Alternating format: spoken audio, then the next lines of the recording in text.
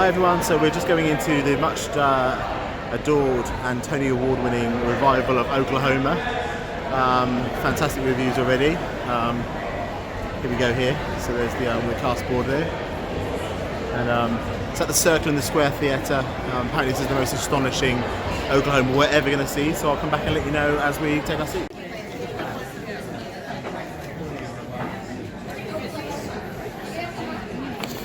So here we are in our seats. Here's Jamie, a little wave. And if you've been to the Circle in the Square Theatre before, you can see there's a complete overhaul. Timber everywhere, on stage seating, and on those crock pots are pots of chili, which I believe they dish out in the interval. Very interesting. So you can see here we are at Intermission. Now they are serving, I'll tell you fully about the show later, but it is the most extraordinary production of Oklahoma I've ever seen, and I think ever will see. Not a note of the music or a word has been changed, but a totally different telling of the story. As you can see, they're serving cornbread and chili now in the interval, and 90% of Act 1 has been done with all the lights on in here, so it gives this feeling of us being in this kind of room with them all, apart from the Judd Fry and Curly interaction in the Lonely Room, which was actually in pitch blackness, which was and later with night vision cameras. It's quite extraordinary. Anyway, I'll tell you a bit more about it later, give you a full-on review. But so far, my goodness, I'm pretty much gobsmacked. So as you can see, the performance is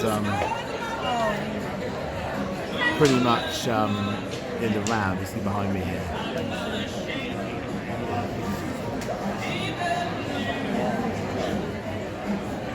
And you can see it's been rescored for 7 musicians, like a bluegrass band. So Oklahoma. I'm still processing my thoughts.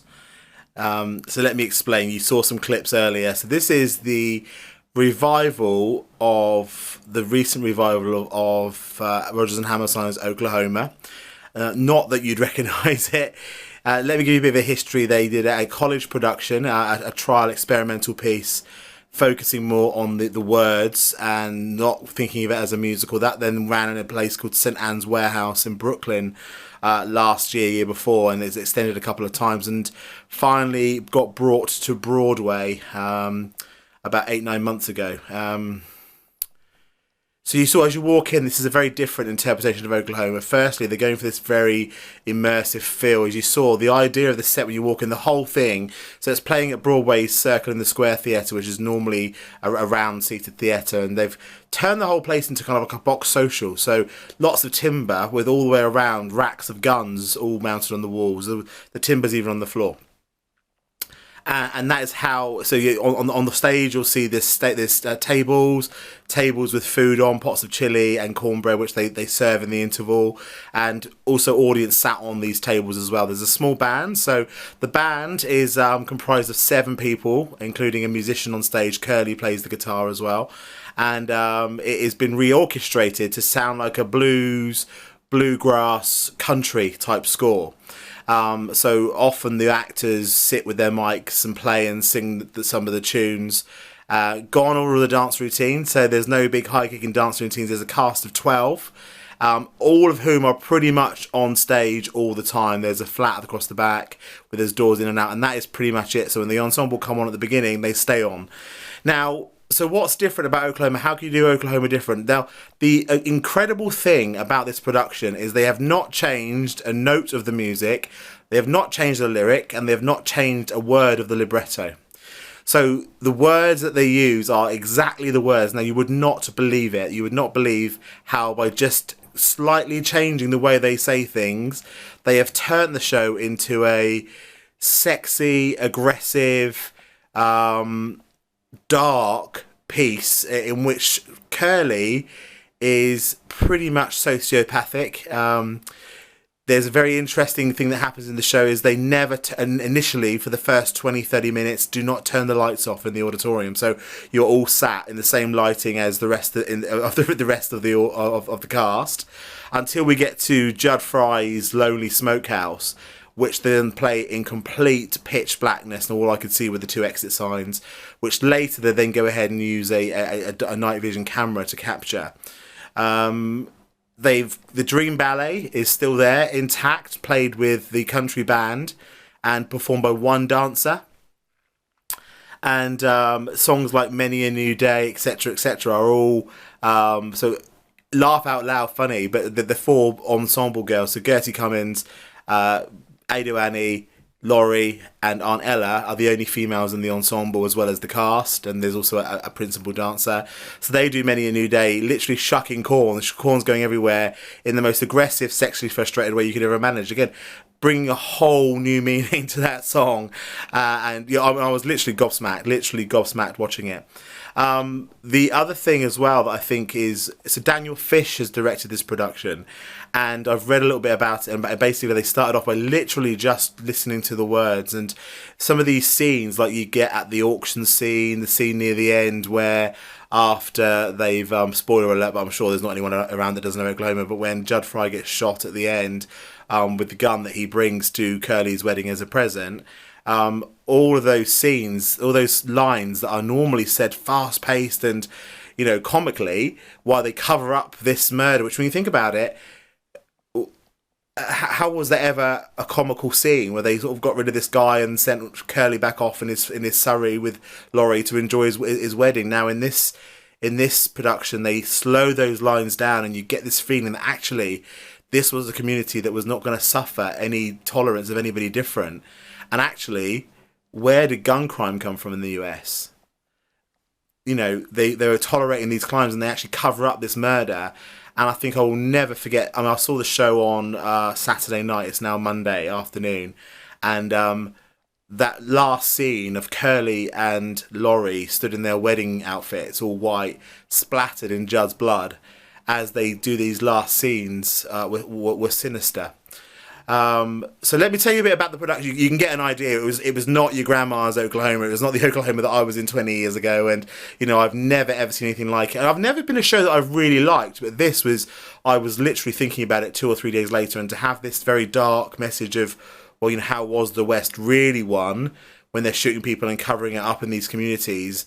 And why is there a problem with gun crime nowadays? Now, I'm not going to make this political, but, you know, it was an absolute astonishing production. And that last reprise of Oklahoma that the ensemble sang was in complete Poe, straight-faced, and everyone knows the show ends up on a big yow, and the yow was not spiritual and fun and lovely. It was aggressive and dark, and they brought the house lights straight down, and there was not a sound in the auditorium until people started applauding, which they did over silence. So it was an absolutely incredible experience. Now let's tell you a little bit about the players.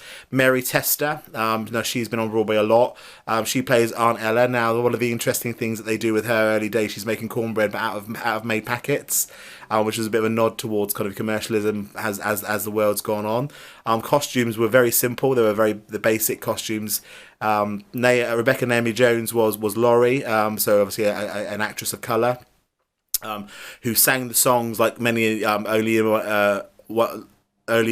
my dreams. People will say they're in love, and the Dream Ballet number, the bit that she sings into there, Out of My Dreams. You've never heard them sung like this, a big soulful with a microphone while steel guitar is twanging in the background.